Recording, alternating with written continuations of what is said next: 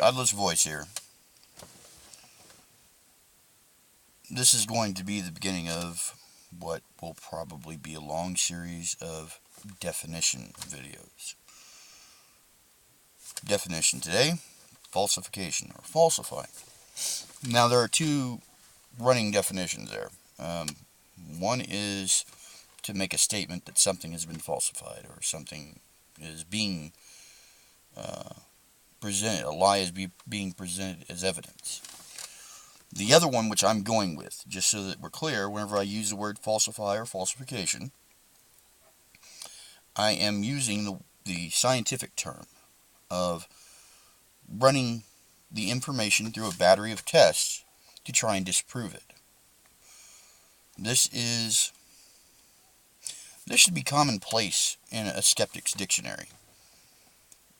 The reason why this video is being made is because it's not. Not by my observation of the community. Not many people fully ascribe to this. What happens is that you get two kinds of people. You get people that want to be right and people that want to be correct. People that want to be right rarely actually turn on themselves, because looking at themselves takes away their possibility of being right. People that want to be correct, though, will turn on themselves, will attempt to falsify themselves, because they are more interested in having the correct information than they are being right. Being right is just arguing a point well, or arguing the point better than the person that you're arguing it with. Being correct, however, is presenting the appropriate information that has been tested, has been falsified, and has failed falsification, or has been adjusted due to falsification. This is important for me to mention because I'm not going to be taking a swing just at the faithful. In fact, here in a little bit, I'll be taking a swing at some atheists.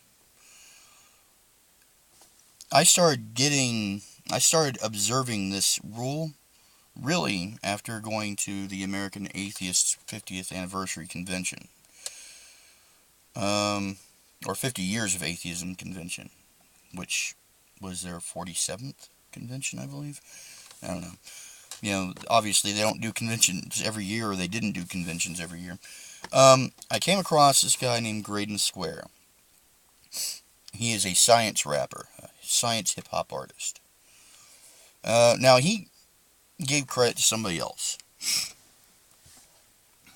And I don't remember who, so you'll have to ask him where he got it from. But I'm giving him credit for this, because when we sat down to our interview and we had our conversation, we both came away feeling like we learned something from each other.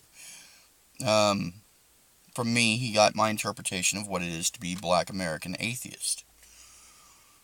From him, I got this understanding that falsification should not be limited to what I am trying to pull apart, but I should also falsify myself.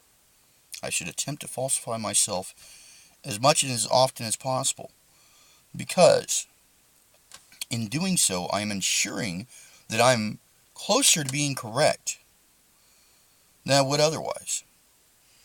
If you turn an honest magnifying glass on yourself and try to tear apart yourself, yeah, you're going to find out you're wrong in some cases. But what you're also going to do is you're going to find that you're going to be better adjusted to being right. So, it's a greater right, I guess you could say. It's a greater attempt to be right. Sort of like the greater good. So the reason why I'm bringing this up is because I don't see very many people that will actually falsify themselves, or appear to have given the effort to falsify themselves. They'll argue a point, and when that point is hitting a wall where you would think this is a valid question. Have you considered this question? Have you questioned yourself? They completely ignore it. Now, Sam Harris makes a comment that I'm inclined to agree with. I haven't found a reason not to agree with it yet. That whenever you talk with people, whenever you try to convince them of something, they're not actually going to change their mind right then and there. They'll rarely ever change their mind right then and there. They'll require time to process and, figure it out. But even still, even if that's the case, you can tell whether or not somebody actually does that by the way they respond. They respond with, well, I don't think so. I'll think about it. But I don't think you're right. I think I'm right, but I'll think about it. As opposed to, no, bullshit. That's bullshit. That's irrelevant. That's nonsense. They immediately reject everything. They don't sit back and contemplate and process information. They're more inclined to try and be right than they are to be correct. You need to falsify yourself. You need to constantly try to falsify yourself. I went to take journalism. And one of the things you do is you make sure that your sources are correct. Well, the way you make these sources correct is by assaulting them with a battery of tests to see whether or not they're correct. Well, is this person a credible source? Is this credible information? Is this actually the picture that went with the story? Are there more witnesses? Because the human being as a witness is garbage. We should be the last necessary piece for trying to pull evidence out of.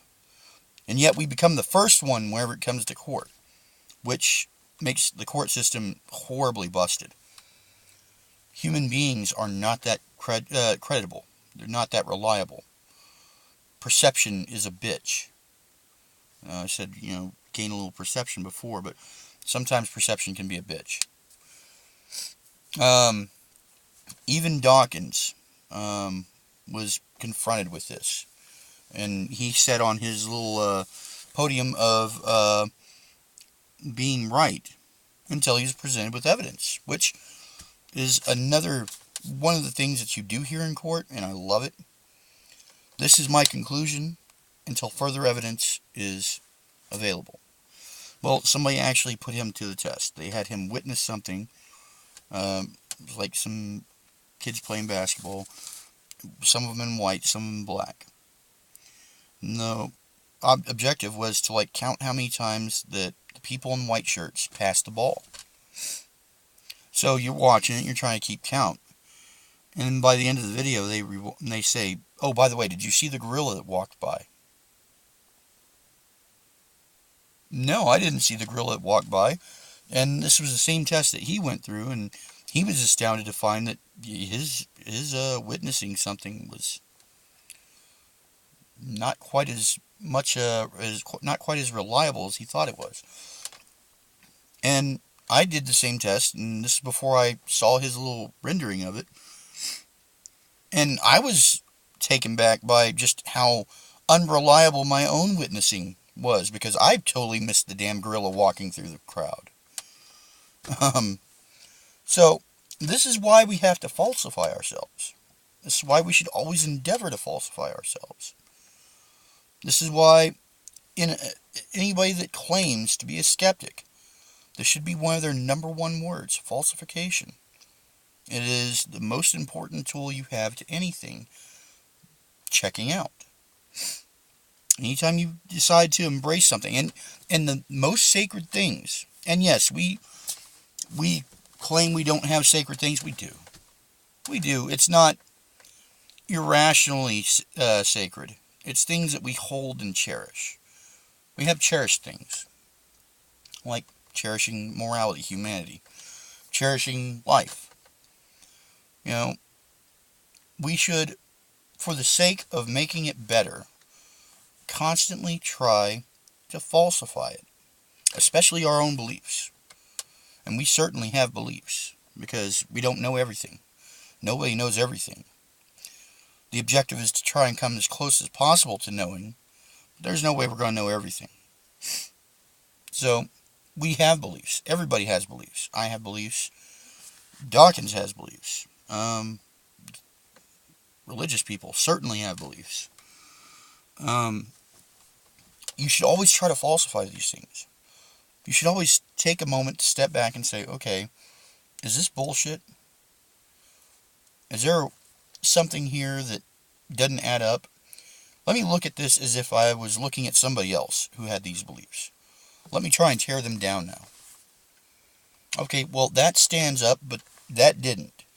So we're going to get rid of that. And we're going to keep that, because that resisted a battery. This is why it's important to falsify things. This is why everybody should falsify things. And if you can take a hint, this is prelude to me tearing some ass here in a minute.